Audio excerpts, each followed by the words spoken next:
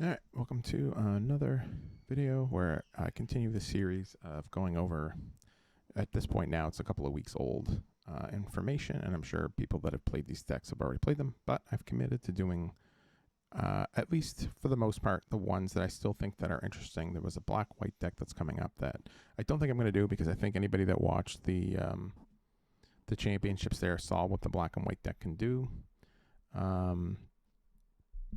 So I'm not likely going to go over that one. That's the one with all the learn mechanic and lessons and all that kind of stuff. With the professor, it's somewhere down here. Professor of symbology and stuff like that. So that deck's already been kind of already gone through. So there's a much better deck list, I'm sure, posted from the Innistrad Championship. Today is going to be red and white mid-range, I guess I would call it. It's got removal spells. It's got some card draw with Showdown. Basically, it just varies its removal up a lot. It's probably a good thing. It also uses a card that I'm surprised it doesn't see more play, and that's Reckless Impulse. It's essentially 2 mana, draw 2. Now on turn 2, it's not. But when you get turn 3, turn 4, and stuff like that, it gets better as the game goes on. And being cheap is a good makes it a good card and good card draw and whatnot, along with the Showdown. You have some good card draw here, which is why I call it mid-range, I guess. I don't know how this Radiant Scroll Wielder is going to do. 4 mana, 2/4 against a mono white deck. Probably gets sided out, I'm sure, in favor of something from the sideboard. Maybe Cinderclasm or something like that. But right now, I just wanted to do these in best of 1 games. I'm not going to play them in best of 3. Again, I've said it before, videos just going to be way too long if I decided to do that. I try to showcase the deck as best as I can. I know in the past couple of videos that I've done, I've made some pretty obvious mistakes to people watching. I'm sure if anybody watches them at all. There's some obvious mistakes, but I mean, that's kind of how you learn. My goal with this series was just to make it so with cards like this, you could actually hopefully see them in action before you decided to spend the wild card on them. Some instances, I play it only usually 3 to 4 games, and sometimes they won't come up. But that's up to the random generator to decide if I actually see those cards or not. I also want to try them out for myself as well. And if anybody gets any sort of benefit from these videos at all, again, it's mostly just to showcase the deck. Right off the bat, I don't see anything glaring. It doesn't look like our matchup against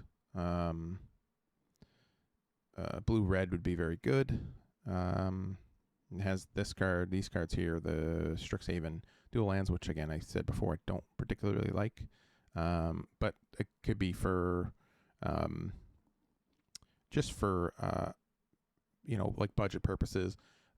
This one here, pardon me.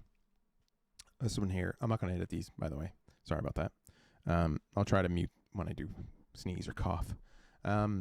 This one here, I don't think it's actually for budget reasons. I actually think it's put in to the deck to actually act as some form of card advantage, because with a deck like this and most mid-range decks that don't go over the top, like you're basically trying to curve, to stop their early threats. You have Cinderclasm, Rip Apart, find very good now, especially if you're playing in Alchemy. This is only standard, mind you. But Rip Apart's gained some value in Alchemy just because of all the targets that it now has. And then you're basically trying to hit your 3-drop into Moonveil Regent into Goldspan Dragon. I haven't played this deck before. I played decks similar to this. I have a few similar decks to this, where I haven't used this particular card.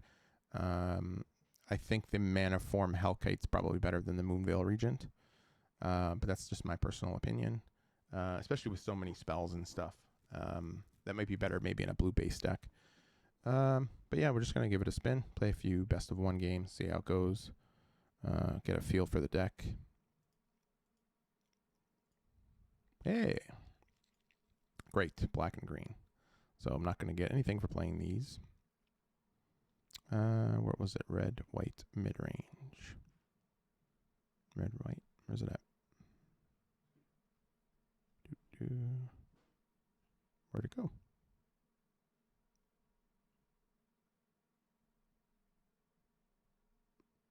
Oh, right there. All right. We'll try it out. Best of one. See how we do.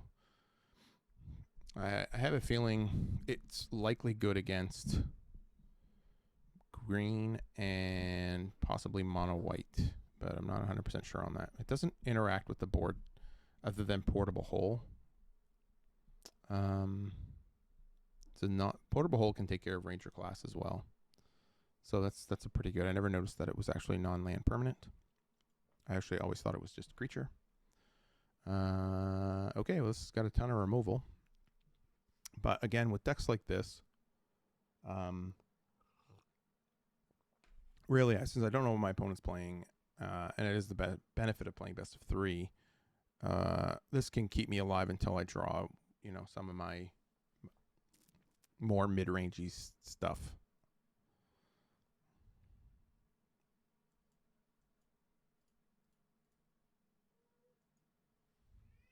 One of the reasons I particularly like playing Spikefield Hazard right now. There's 3 copies in the deck here.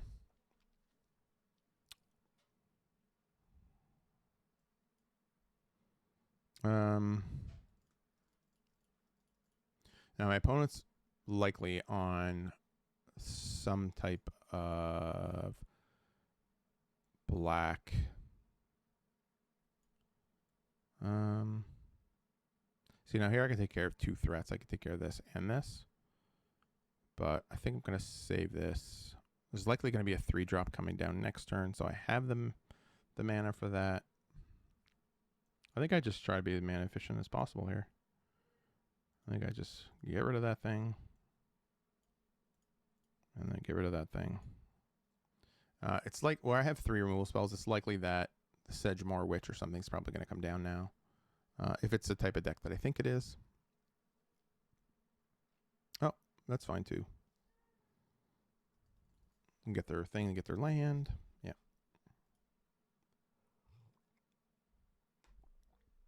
Sure. Okay. Now, if I hadn't drawn a land there, I would have cast a Reckless Impulse. So that's probably one of the only times that you can cast this. I don't care about any of those, so I'm just going to pass. I have to hopefully get to the point where I can draw some threats. So now, from turn 3 onward, playing Reckless Impulse is pretty decent. I can lose some cards, but again, if I don't draw land, it's very good to hit your land drops. There's only 22 of them in this deck, not counting the Spikefield Hazards or the Shatter Skull.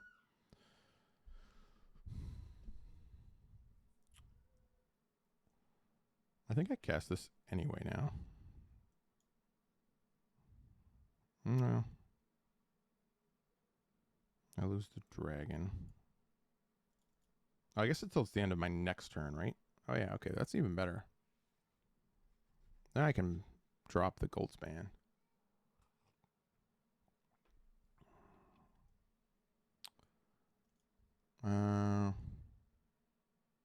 Or I can cast this to get rid of that. Yeah.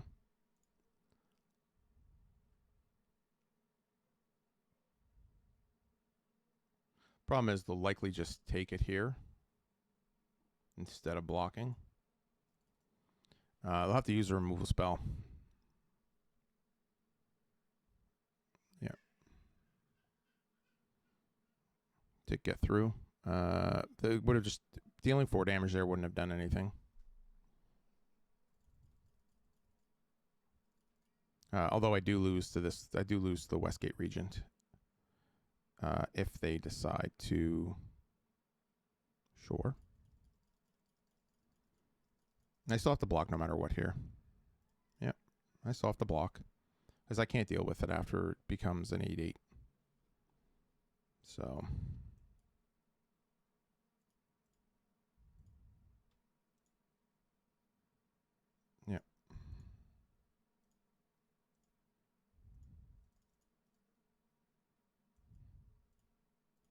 It's unfortunate, but I have to do what I have to do to get rid of it. That's probably one of the only cards in this type of matchup that's very, very bad for me. So I don't know how good this deck would be in the face of something like that, but you can't base it on just one creature and be like, oh, I can't play this deck anymore. That card's definitely a problem for me.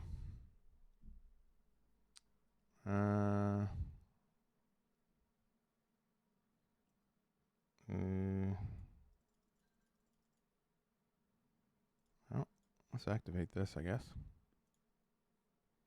See what they choose to do here. They may try to destroy it, which is fine.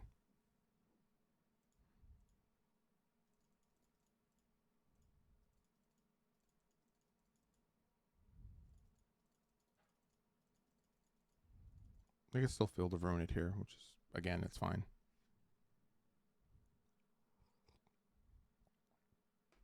I don't really have much of an option. They're likely just gonna. They have, yeah, that's fine.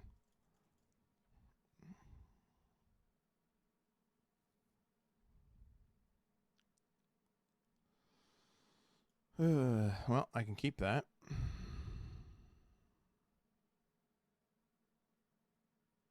I have a few options. I can either discard and draw one card. I'm probably not going to do that, though.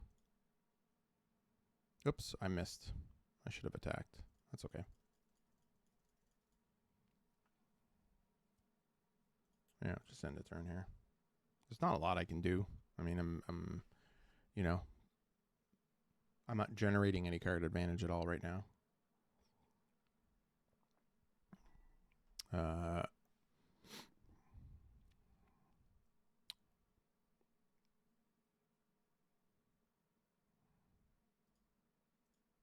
I need to draw. See, and again, with this type of deck is you tend to sputter out if you don't have a good draw. Like, you need a very, very good draw with a deck like this. That's why I don't know if the Radiant, like right now, if I drew the Radiant Scroll Wielder, it's likely not going to do anything. Spellbinder's okay. We're going to play it. Potentially nab Blood in the Snow or something like that.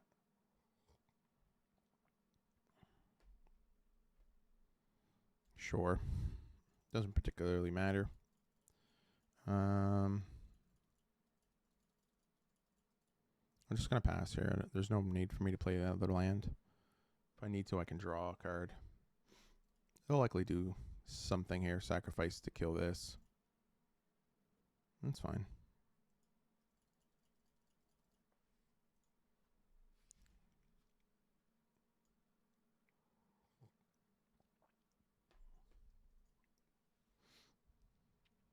Yep. Again, none of this stuff really matters if I have some way to sweep the board. This instance, I would have liked to have seen burn down the houses or burn down the house or whatever it's called.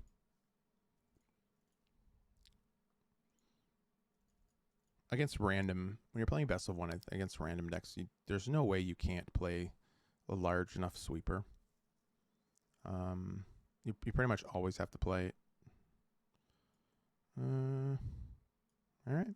Well, my only chance to maybe draw something. I'm not really drawing to anything at this point. I'm pretty much just dead.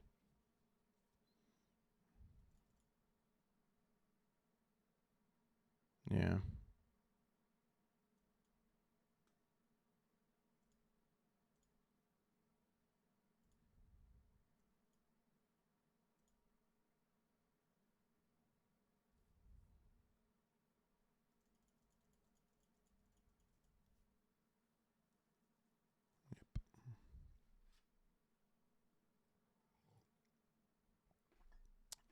Sure.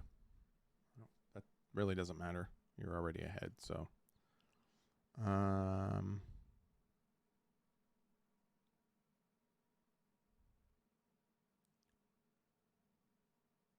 think I'm going to take...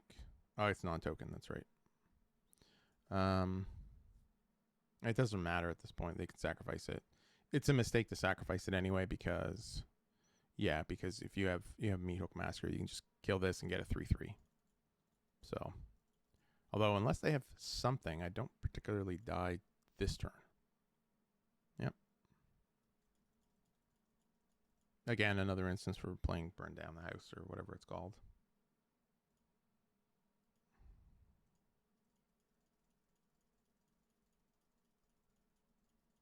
I do buy a single turn.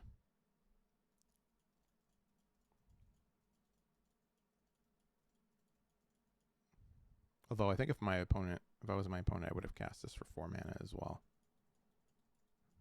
Sure.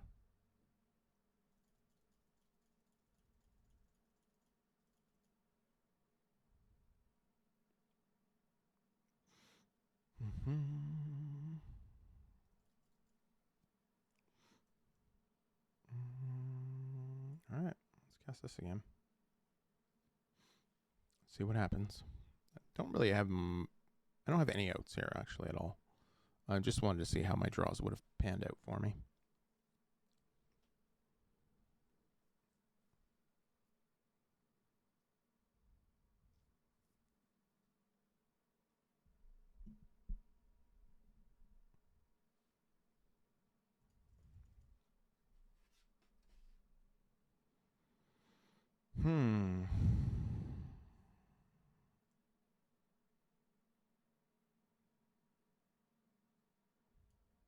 Play the mountain. Then I have Portable Hole.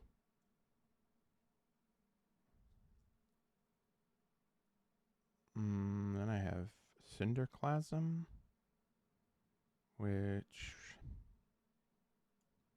I don't think does anything.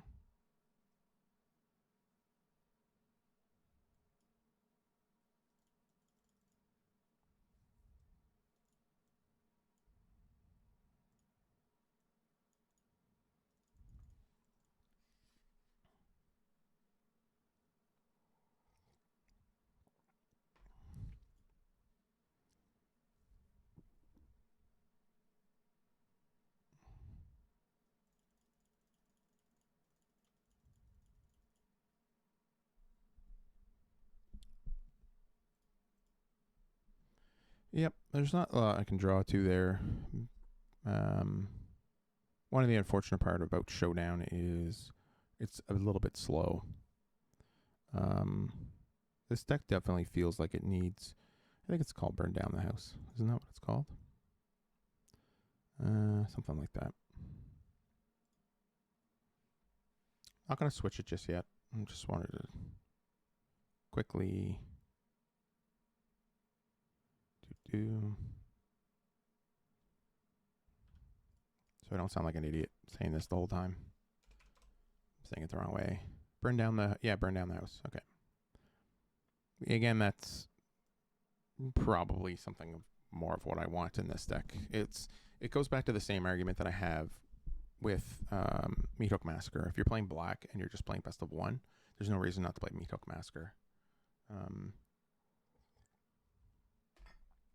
And in the same vein, it's similar in this deck where you don't know what you're playing against in best of one, and you're better off having some sweepers. At least with both of them, especially like Meathook Massacre, you have the ability to, just play for 2 mana, and then whenever one of your creatures dies, your opponent loses a life. So...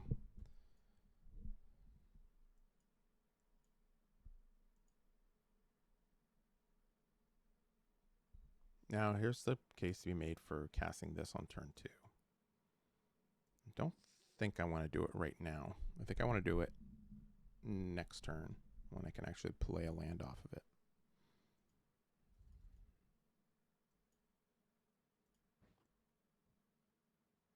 I could cast Spikefield Hazard here. Or cast Portable Hole next turn. I think I'm just going to cast this. Get rid of it right now.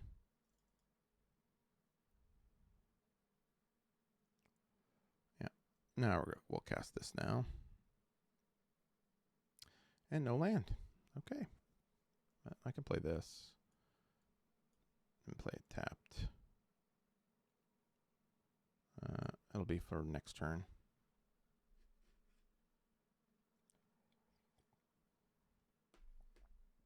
Sure.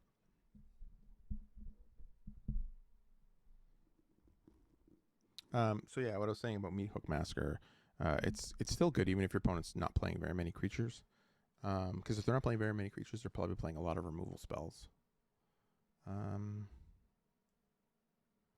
we'll put this into play tapped. Don't plan on casting any of those. Yep.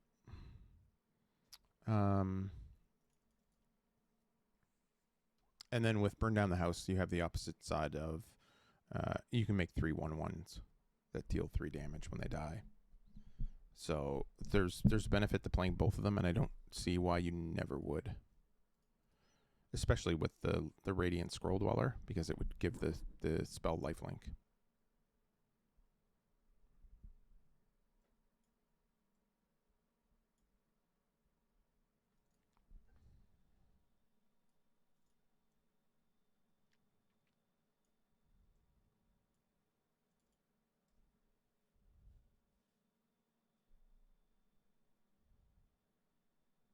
I played a land already this turn.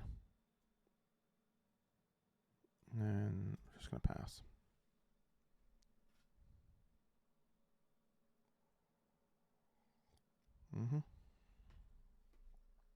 Do it again, target something, get another one, make it a 7/7.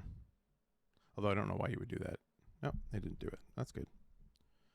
Now I'm likely going to run into some counter spells here, I bet. Maybe. No, that's fine too.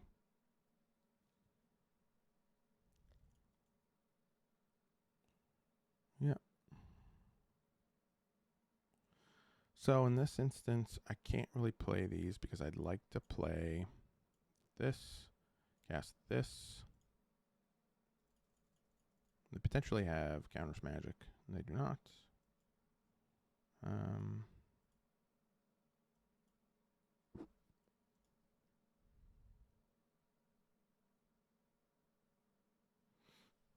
Again, that's an instance where, that's fine.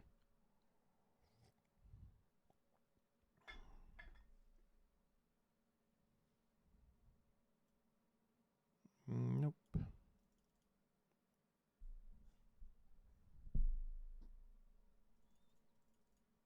I assume that they had some type of counter magic. They're playing blue. The only reason you would play counter magic, or the only reason you'd probably play blue. Yeah, that's fine too. Again, another perfect instance of having, the sweeper. Although now with this, well, I guess it's not permanently.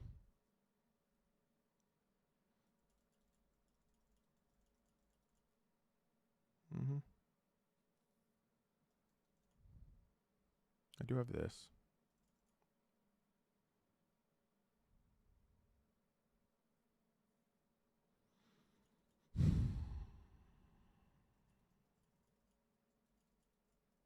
I don't really have a good way to. I'm not going to block. It could be a mistake because they could pump and kill me. But I gain nothing from. Okay. I'll play that as a red.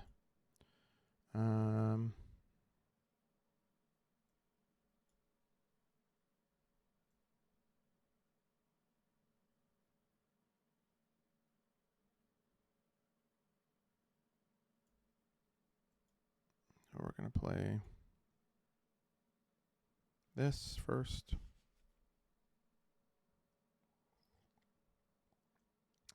Decline. Target that.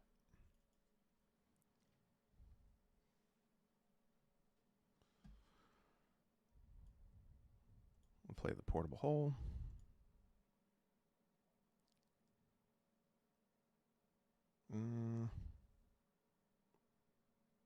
I I don't know if it's worth putting it on all of them.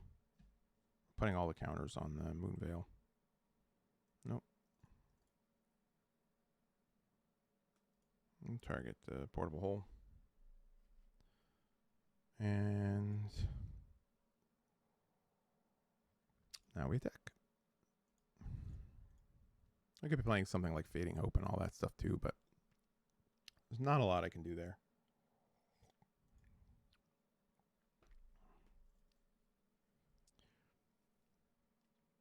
Just try to hold up Valor Stance for the Mammoth. Yep. Sure. Yep.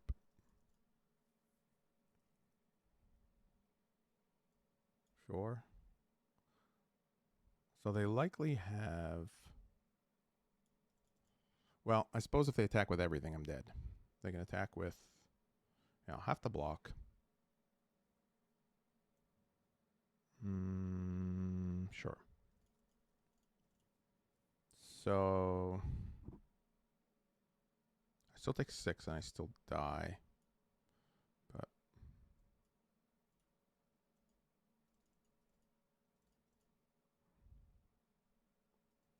maybe I draw something.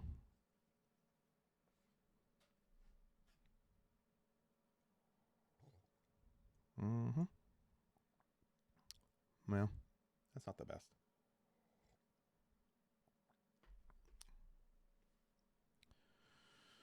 I still take 6 here. Yep, that's fine. Maybe I shouldn't have attacked. I mean, I probably shouldn't have attacked at all. But that's okay. Again, at that particular point, not really drawing into anything. So I tend to like, especially with the best of 1 matchups, I tend to like to play the I want to draw something that can either reset the board or that will put me far ahead. So, maybe you're playing something like the Druid class deck where you can get the Cultivator out and then you start going off. You start drawing all your lands, playing all your lands and stuff like that. You're going to beat basically anything that anybody else is doing, provided they're not playing a lot of counter spells.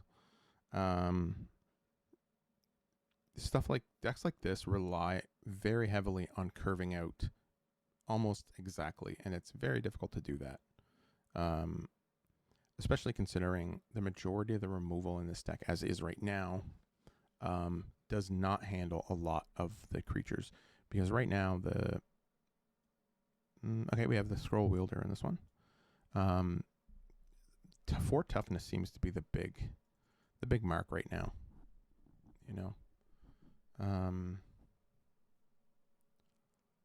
So you have... again, I'm not going to play the turn. You have the Angel, that's a 2/4. You have the Troll, which is a 4/4.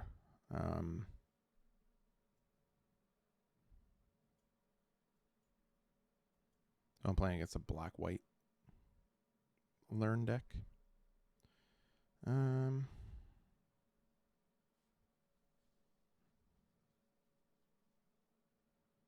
Likely this is going to come down.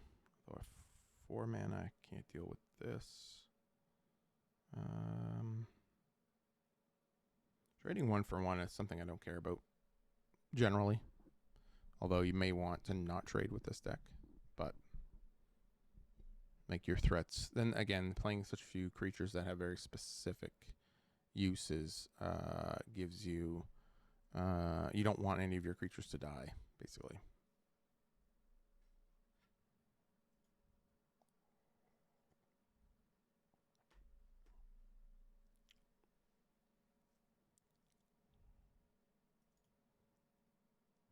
Okay.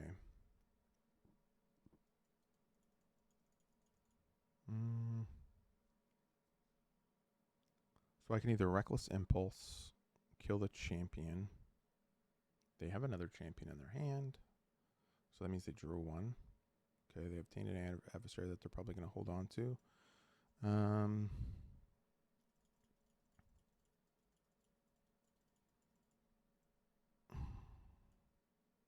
maybe playing the... yeah, they can't remove this with Vanishing Verse. We'll attack.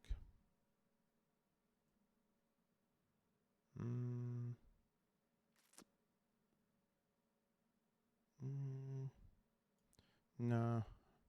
Maybe force them to use the Vanishing Verse on the Elite Spellbinder. So likely play Vanishing Verse, potentially drop this or drop that to pump both of them. Yep. Oh, that's a really good draw.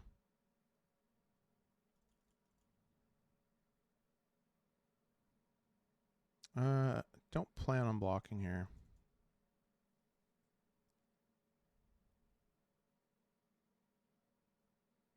Yep. What the hell was that? Insert a sorcery from the graveyard and cast a spell. Oh, okay. So the second effect's pretty good too.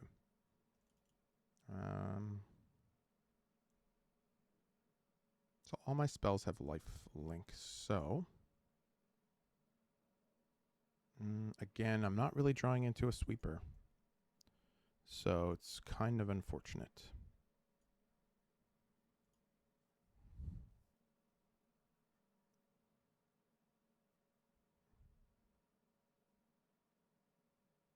I think I have to hit this. Yep. I don't have much of a choice there. I can't kill any of the other ones. Killing the other ones gives me them another token anyway and still keeps that thing around. I guess we're going to hopefully draw a land. Land's not going to do anything, so... Again, I'm not drawing into sweepers. There's not really much I can draw. They can just keep committing to the board, and I will get swarmed. So playing a deck like this, best of one, again, I've said before that it's not really worth it, right? You're overwhelmed. They can go wide on you, and it makes no difference. I am going to have to block here.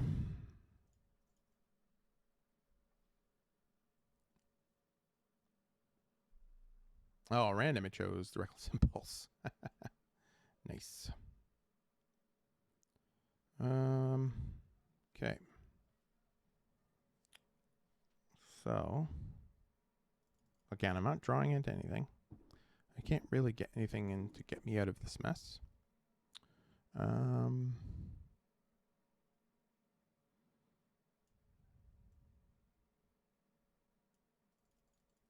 Even casting this doesn't do anything. Casting the dragon doesn't do anything. Casting this dragon doesn't do anything. Maybe get some life back with this.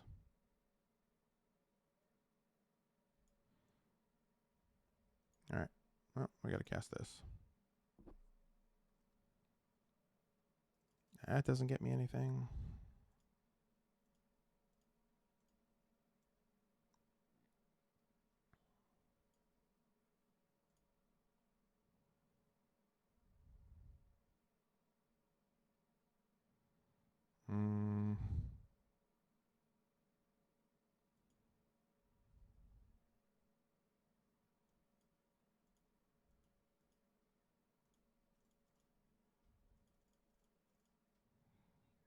And that's all I can do. I'll have to jump and take 16.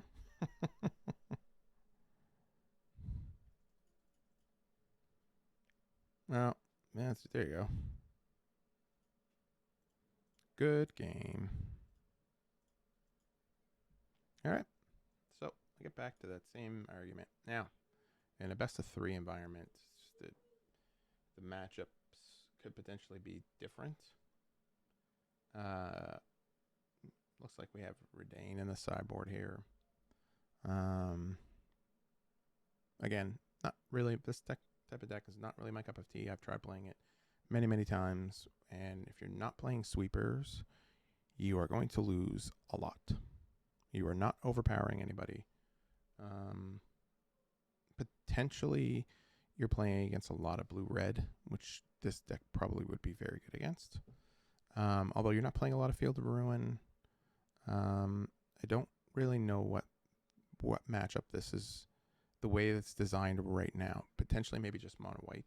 So if there's a lot of mono white, you could potentially have a better matchup, I guess. But a deck like this doesn't draw you enough. Number one, doesn't draw you enough cards to catch up with mono white, where they hit 5 lands basically, and then it's all threats after that.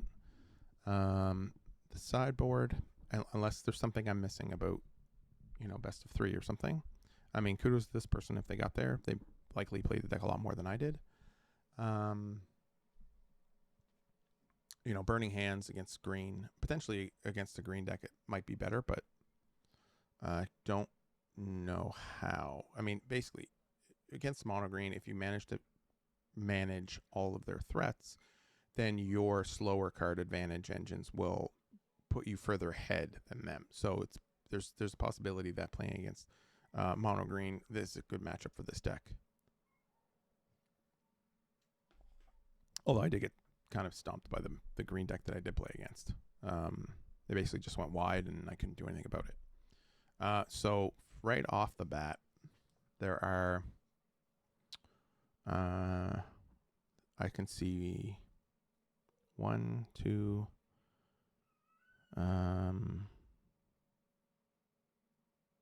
I can see 2 cards that I would drop right off the bat. This card and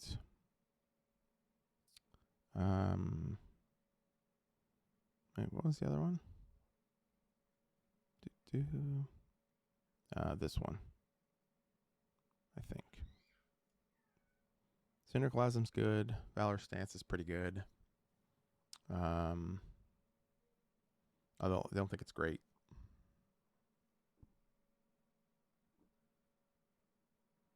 I never noticed that Goldspan is whenever you target it as well, you create a treasure token. That's interesting. And I would put Burn Down the House. 100%.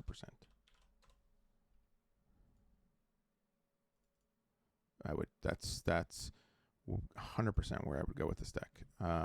For best of 1, again, I don't know the best of 3 format. I haven't really got into it. I haven't really dug into it. Could be a lot different. I would reduce this by 1, and I would increase this by 1 as well. This card doesn't benefit you. It's far too slow to scry 1. Maybe in a slower matchup like the blue-red deck or something like that. Every other matchup, I don't really ever want to see this card. I'd almost rather play another Den of the Bugbear or the... it might just be better off. You might just be better off playing the Cave of the White Dragon. What's it called? Cave of the Frost Dragon. So that's likely a better card, just because it's card advantage in and of itself, because it becomes a creature. Everything else here seems fine to me. One of Cinderclasm, I might want to play 2 of those. Very good at cleaning up stuff. Pretty much everything that you saw Cinderclasm at any point would have killed the 2/2 cat tokens, would have wiped up the zombies. It wouldn't take care of the larger creatures, but again, you have to sort of build your deck to what you want to play against. And I think Burn Down the House, even though the Scroll Wielder dies to burn down the house, it gives it lifelink, and it deals 5 damage to everything. And if there's many creatures as route at that point, it would have been however much life I would have gotten back. So this combination, right? So you have a curve of Spellbinder into Regent into Goldspan, or you have potentially Apparition into Scroll Wielder into Burn Down the House. So you have one avenue that can give you a good aggressive start, and then the other one, it becomes a bit more of a controlling mid-rangey sort of, like top end, I guess. The rest of the stuff here can obviously be tailored to whatever you're playing against. Fateful Absence probably deserves another slot, although Valorous Stance to me actually seems like a better card right now. Like I said, the toughness 4 or greater is probably more in demand even than Thundering Rebuke. I might actually do something like this. Just because it also serves as sort of a counter spell to protect maybe your Scroll Wielder or your Dragon or something like that. So this is how I would actually play it out and how I would refine the deck. Anyways, I hope you enjoyed this video. This one ended up being a little bit longer because I think the matchups were a little bit longer. I also let it play out till the very, very end instead of just cutting it early, even though I think in the first game I knew I was dead pretty early on. Saw how Showdown was good. Radiant Scroll Dweller, I think, would have actually played out much better with Burn Down the House. Had I had the opportunity to be able to draw Burn Down the House. But anyway, yeah, hope you enjoyed this one. See you later.